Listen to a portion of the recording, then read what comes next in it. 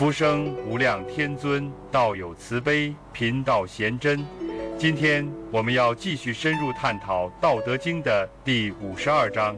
还劳请诸位道友多多点赞和分享，一念随喜，功德无量。在人的一生之中，总有一些瞬间让我们停下来，仿佛整个世界安静了，仿佛心底那个原初的声音重新响起。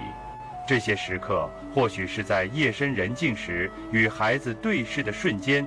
或许是在一次家庭争执后终于体悟的和解，或许是在日复一日的自我反省中不再苛责自己。这一章的文字便是引导我们回归那样的内在时刻。他在谈论一种看似简单却极为深邃的路径，认识万物的开始，回归一切的源头，执守柔弱，照见光明，天下有始，以为天下母。这句话一开篇便为整章定下基调。他指出所有存在的事物都源于一个共同的开端，一个原始的本源。这个本源不是物理意义的第一因，也不是神学意义上的创造者，而是一个超越语言的根性。这个母并非实体意义上的女性形象，而是生命之源，存在之母，一切生成与归属的总汇。在《道德经》中，母象征着柔和、涵养、内敛、不争，却又能滋养万物，生生不息。既得其母，以知其子；既知其子，复守其母，莫身不殆。人如果能认知、体悟到这个母的存在，就能理解事物的表象与运作方式，即为知其子。但这种理解并非终点，而是提醒我们要继续回到那个源头，不被现象迷惑，不被子所牵，反而要在知子之后守母，也就是不断回归那个更深层次的本质。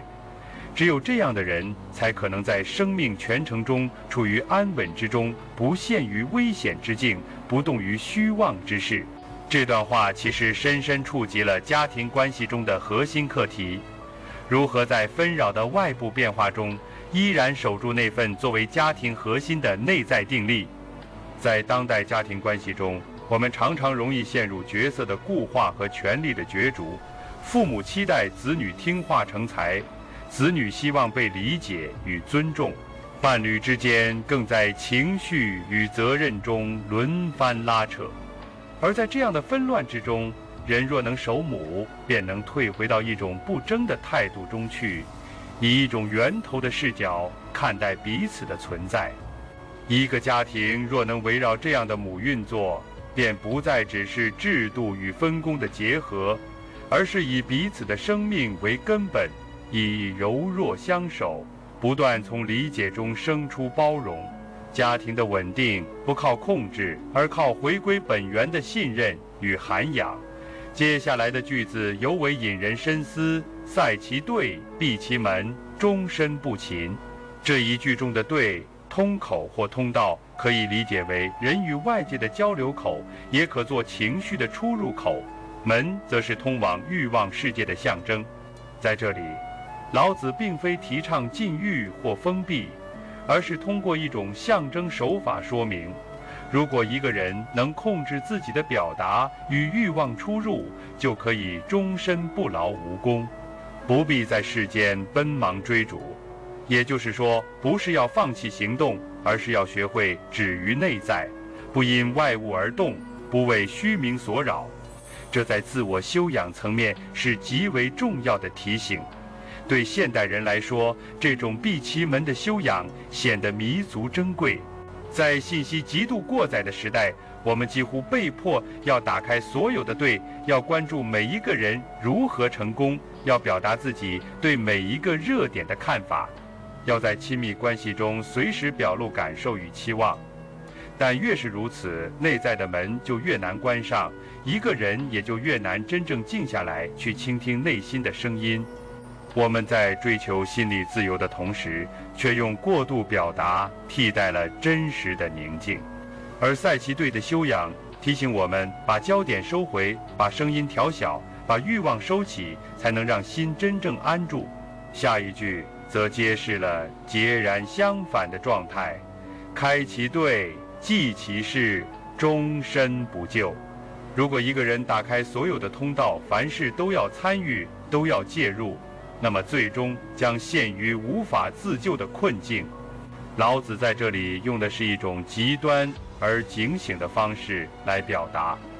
意在指出凡事不加节制的参与，凡事都要动手处理，会导致失去内在的平衡与自处能力。特别是在家庭关系中，我们常看到父母将对子女的操心延续到成年，甚至婚后，把每一件事都视为自己必须介入的事物，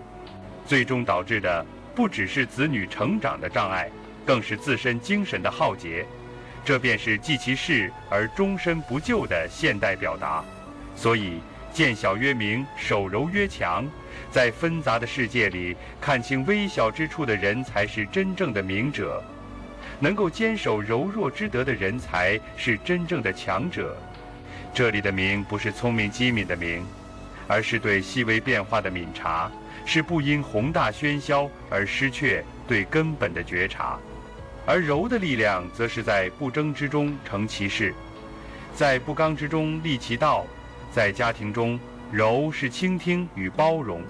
在自我修养中，柔是放下与沉静。老子在这里把传统意义上被轻视的品质重新赋予了最高的价值，将柔与小定义为真正的智慧与力量所在。接下来的句子继续展开这一内在的转化路径，用其光，复归其明，无疑身殃。这里的光可以理解为个体的觉察能力，内在的慧照，人生中的智慧资源，而明则是与道合一的透彻之境。所以能够善用自身之光，又不止于这光，反而能够回归那种原初的明澈，才是一个人在修养道路上的最高成就。因为过度使用智慧，往往会陷入自我膨胀、争强好胜的陷阱，反而带来种种身心损伤。而能够知止，能够归于明者，才是真正必央之道。这段话对当代人修身有极大的启发。我们处在一个极度鼓励发光的文化里，要有表现力，要被看见，要在平台上持续输出观点与才华。这无疑是时代的节奏，但也容易让人陷入表演性的焦虑之中。在这样的状态下，一个人若能意识到自己所有的光终究要归于一种更深层的明，这样的归明其实才是长远的滋养。真正的修养不是让所有人看到我的亮度，而是让我能够回归内心那种明亮却不耀眼、清醒却不争夺的存在状态。最后一句是为习常，就是说这不是一时的觉悟，也不是短暂的体验，而是一种可以反复实践，最终成为日常惯性的生活状态。这一转变并非一朝一夕之功，而是通过不断的练习，反复的回归，才能将这种柔中见强、光而不耀、知止不争的生命态度，真正内化为稳定的习惯。放在家庭关系与自我修养的语境中来看，这一章其实正是为当代人提供了一种极其有力的对冲机制。面对家庭中权力结构的波动，亲密关系中的疲惫拉扯，如果我们能从知子回归守母，从光转归于明，我们便能够在情绪与角色的纠葛中找到安身立命之所。